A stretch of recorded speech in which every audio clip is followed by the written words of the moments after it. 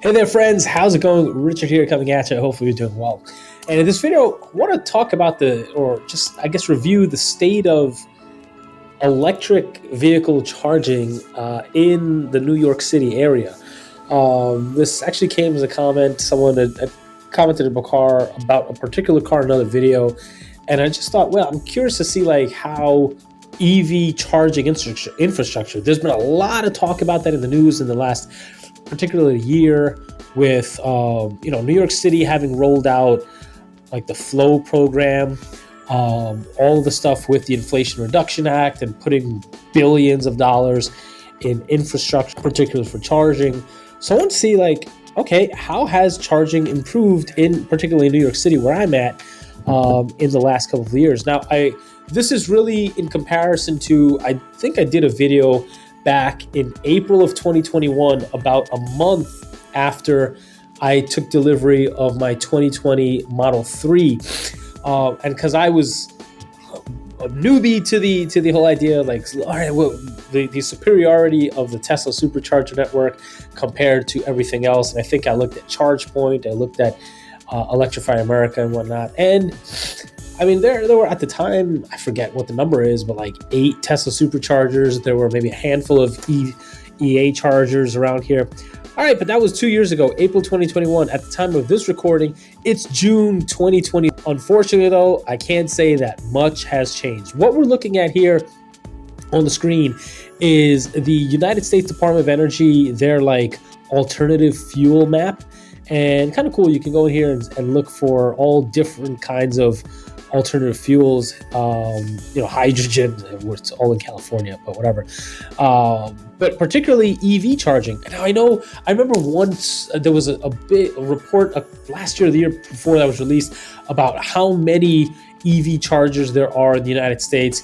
What riled me about that report was a lot of those chargers are tucked away inside of, they're not accessible to the public. A lot of them were in city or state parking lot buildings only for public use. Off the top of my head, at least where I live, in the Queens area, there's, for instance, there's chargers in Con Edison, the Con Edison plant, but those aren't accessible to the public. There's chargers in the Department of Health and Mental Hygiene has a building in Astoria where there are, I think it was 2 chargers.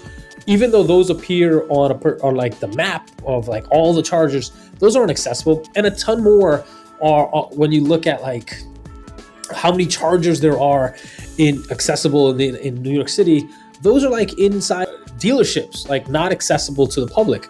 So really, you want to take a look at, in the last 2 years, how has public facing charging changed? And for this particular, I just want to look at DC fast charging. I think you do have a few more level 2 chargers. Maybe we'll take a look at that. Again, I think with the Flow program, you may have seen them. I know they're in Queens a lot of Brooklyn streets have them, where you just pay. You probably have to pay for parking, and then on top of that, pay for charging while you're there. So maybe while you're out for dinner or something like that, or shopping, you can charge at the same time. So those that's probably the biggest contributor in the New York City area that I've seen. But if we're talking about fast charging, you're relying on a public charger to charge your vehicle for the week, and you're just stopping real quick on your way to work, on your way home, on your way to pick up kids, something like that. You need fast charging. So let's see what we got here. Yep, this is what you got. I'm not going to go into Long Island, because Long Island, it's a little more, I know on the LIE, Northern State Parkway, these are probably superchargers because I've been to a lot of them. But I'm going to stay with the 5 boroughs, at least for this video. And so this is Valley Stream. This hasn't changed in 2 years. This used to be the supercharger that I would charge at. And then right here is an Electrify America, I think 4-stall station. Here's the Tesla supercharger at JFK Airport. They actually improved this one. It went from 4 stalls that were max speed at 150 kilowatts. Now there are 12 stalls at 250 kilowatts. Thank you, Tesla, for upgrading that. This is the Electrify America charging station here. I've never visited it, so can't tell you what it's like. These are going to be Tesla superchargers. Walgreens. What does Walgreens have? Ew, one EVgo stall. All right, cool. So if you live right by, is that Prospect Park, you think? Yeah, it looks like Prospect Park. There's a Walgreens there, so there's an EVgo station for you to use. Cool. What else do we have here? On the other side of Prospect Park, the Brooklyn Museum Supercharger Station. I've actually never visited this one. Maybe I'll check it out one of these days. What else do we have here? Let's keep going. Atlantic Center Superchargers. That's going to be probably inside of a parking lot. What do we have here? Revel. That's another one that the taxi fleet. I think it is open to the public, but I've never gone there to try it out. So if you've tested out the Revel charging station, please comment below and let me know how that is. I'm curious to know what the experience is like. What else do we have here? Atlantic Center, we checked it out. So again, these were all there. This is the Walgreens. I don't know. That one was there from before in 2021. This is Atlantic Center, may have not been there. I'm not entirely sure about that. Revel is they're a brand new company. The William Vale, by the way, if you haven't been to the William Vale Hotel during summertime and you're in New York City, if you're visiting, be sure to check out. There's a restaurant on roof deck restaurant, open to the public. Be sure to check it out. But anyways, that supercharger was there from the past. Supercharge NYC. What is this? There are 4 ports. So J1762, which I don't care about. CCS, 2 CCS chargers. Interesting. Charge lab. All right, so that looks new. William Vale, we already talked about. Court Square. I've been to that garage. It's actually a destination charge, if I recall correctly. Or maybe they changed it. I'm trying to think. J17's EV Connect. I know I've been to that garage and I've charged it before. I don't remember. It may have been ChargePoint at the time. Don't remember that. But it wasn't a fast charger. It was like a slow level 2 charger. Again, here we go is the stuff that really boils my blood. Capel Hyundai. You're not going there to charge your car. There's that, I believe, is for, correct me if I'm wrong in the comments, but I believe that's for private use on their lot. Capel Hyundai, Capel Nissan, same thing. Those I don't believe are open to the public. Okay, so those are those. What do we have here? All right, New York City fleet. Again, this, I've got to check. If you've visited these, please let me know. I don't think these are open to the public. I don't know where these are located, but I want to say that they're inside of New York City building, New York City property, and not accessible to the public. So I don't know why they're showing here. Queen Center Mall is going to have, you got Tesla Superchargers and Electrify America.